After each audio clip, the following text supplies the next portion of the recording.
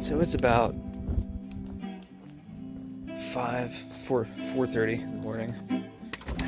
Just now getting to the drum shop. So this morning I think I'm gonna sand some clear coat on some of these bad boys.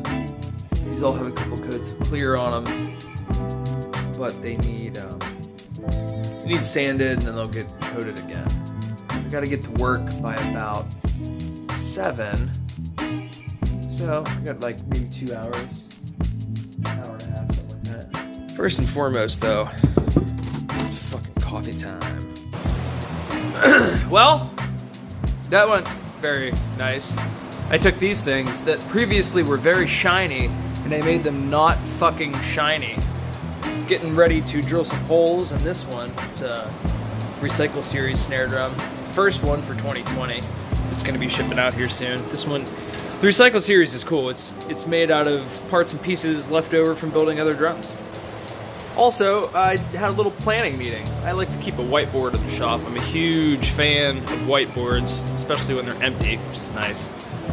But I had a little planning meeting, and I'm trying to figure out the things I need to be doing right now, which is spray some drum shells, and I need to get some photos and videos of that segmented kit that we just finished. And then I have 2 partners. This HHG Drums is not just me, man. I have a partner, 2 partners, Kevin and Nate. It's a weird time right now because there's a fucking pandemic, so we've kind of been quarantining the shop.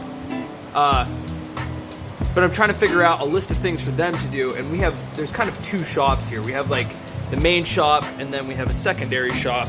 The main shop is about 900 square feet. The secondary shop is very small, it's like 300 square feet. It's basically just a shed, and that's where we do like assembly and shipping. We do that over there. So my plan, tentatively, right now, is I'm gonna quarantine myself in the main shop, and then the secondary shop will be alternating between Kevin and Nate with like a 72-hour blackout period in between. So what I want to do is get a bunch of shit for Kevin or Nate, I don't know who's gonna go first, build up over there and ready to go. Like I'll probably get a number of snare drums ready to assemble. That kit will be ready to get packed, a couple of snare drums ready to pack and ship, so that way they can come while I'm at the day job. They can come here, do some stuff over there, and then leave before I get home so we don't cross paths. And then I'll just, we'll keep in contact, and I'm never gonna go in that shop and they're never gonna come in this shop. So that way we're not like in spaces that, a possibly contaminated person has been in. It's a weird plan, but I hope it'll work. Well, I'm at the day job now. Just got done with a meeting, a weird one where we were all in a giant room standing 20 feet apart, yelling at each other. Not yelling because we're mad, yelling just because we're fucking far apart, distancing, trying to hear each other. Anyway, so the gist of what the deal is, I fix power lines. It's my job. Like, when your lights go out, I make them come back on. I'm sitting in my bucket truck right now, and this is going to be coming to my house with me. We're no longer going to be meeting in any building of any kind. They've broken up. I'd say there's about 20-ish guys that work here in the Altoona district. They've broken us up into crews of like 3 guys, and all of those crews are going to meet at just remote reporting locations. Like, we're going to use substations and stuff, and we're just going to go meet there so that the whole group, doesn't get sick at once, because that would be disastrous. So we're all just going to be kind of spread out like that. It's weird. It's weird and it's scary. It's the biggest disruption and change of, business as usual in my life, or at least this gig, since I've worked here. It's been like this forever. It's been this unrelenting, just constant, just that's the way work is. You come here, you get in the bucket, you go do your thing. But it's weird, man. People are scared, like nobody really knows what to do.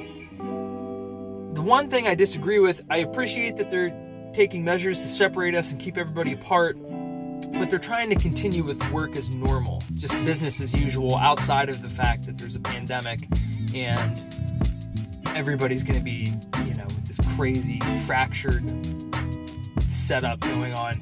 they're trying to just do business as usual. I kind of disagree with that. I think really what we should be doing right now is just focusing on staying home as much as possible. We should be taking these bucket trucks home, and we're on call 24/7. But it should just be that. We should be sitting at home with the bucket truck.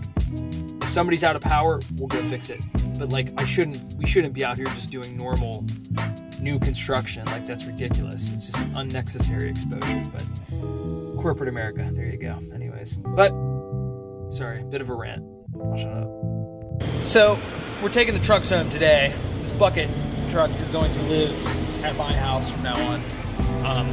We're not going to be allowed to come back to this building anymore. So I've spent the majority of this morning, it's about 11:30 a.m. bleach, just water, bleach solution, cleaning the fucking shit out of this bucket truck, and mainly inside the cab, because that's where I'm touching a lot of stuff. Everything outside of the cab I'm touching with leather gloved hands, so I'm really not too concerned about that. So I wanted to really sterilize the inside of this truck, and then I'm going to take it home. So hopefully I can kind of consider the cab of this truck like a clean zone. Well, it's official now. My work truck now lives at my house, so that I don't go to our building and get infected.